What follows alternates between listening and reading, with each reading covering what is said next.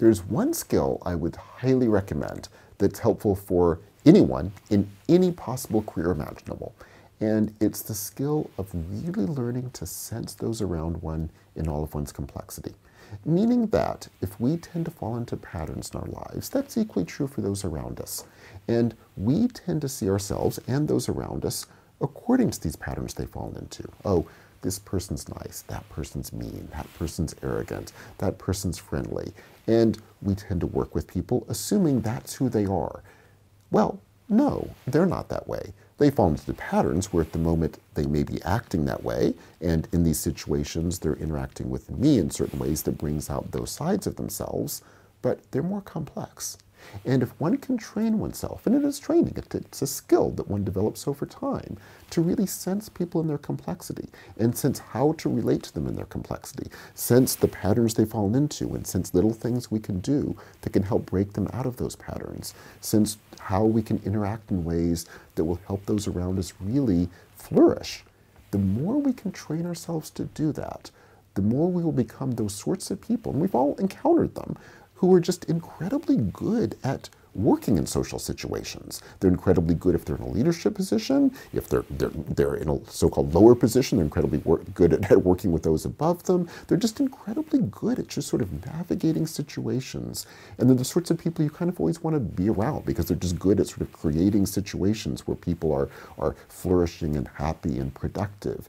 Well, that's not because they happen to have been born that way. That's because they've trained themselves to be that way. Anyone can train themselves to be that way. And if we do, that is a skill that can be incredible in any career or any aspect of a relationship that we will ever find ourselves in.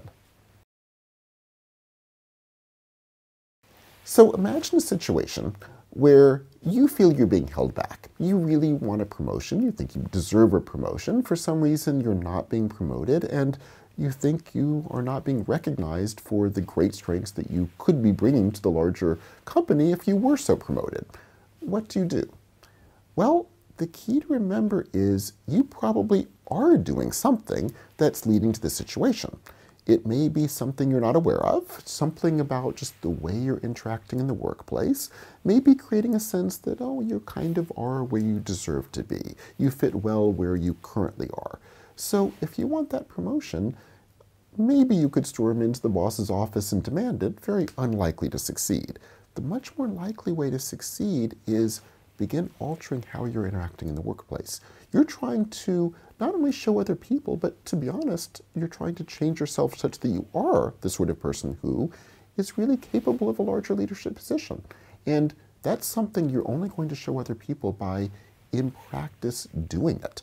So in practice, you begin working on the things that seem to be holding you back.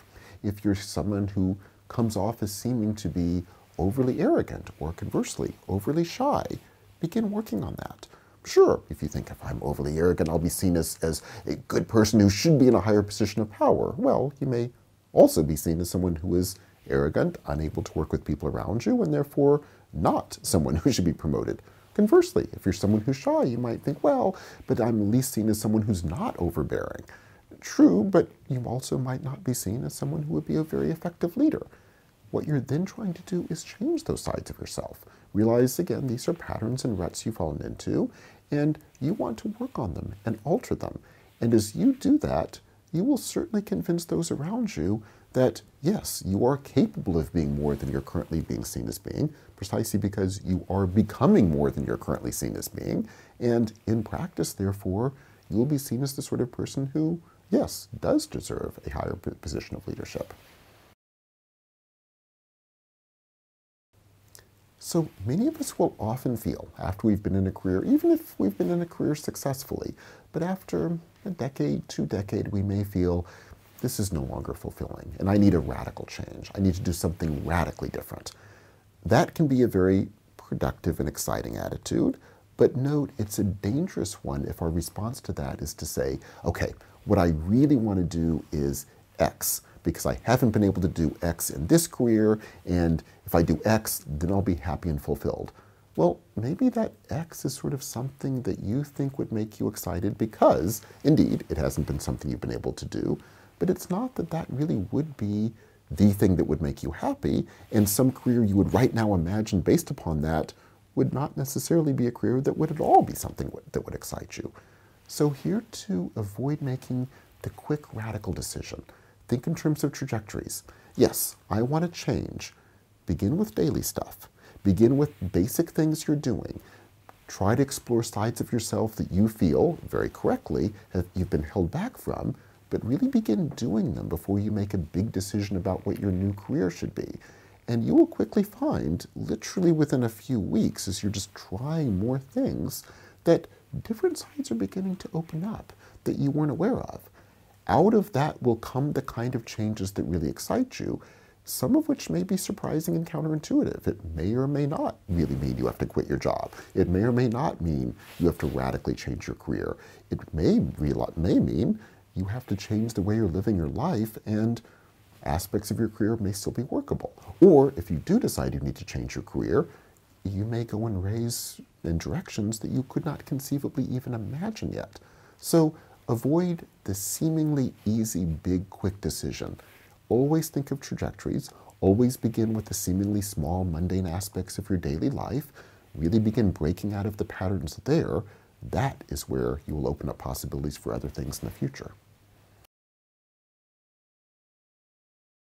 So imagine you're at the beginning of your career, and you're not sure what directions you want to go in. You're in your first job, and who knows what career you should take.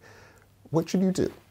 Well, probably you should not do what we often tend to think we should do, which is that you should look within, find yourself, decide the career plan that really tracks tightly to who you are as a person, because you're probably seeing a snapshot of yourself. You're seeing a certain set of patterns and ruts you've fallen into. Do the opposite. In that first job, work on different skills, the skills that may not be playing to you think you at your best. Work on skills that seem to play to things that you think you're not terribly good at. Also take time to do other things. Experience other things. It may not be things in the workplace. Do other things, lots of different activities.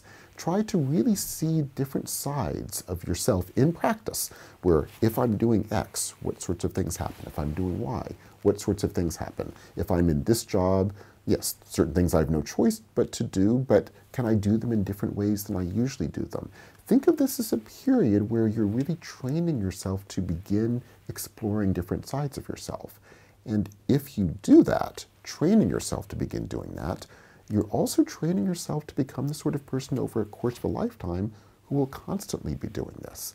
Out of this will come an ability to really work effectively in all sorts of aspects, but even with a career, it will make you the sort of person who both will be open to possibilities that will be emerging that otherwise you won't notice.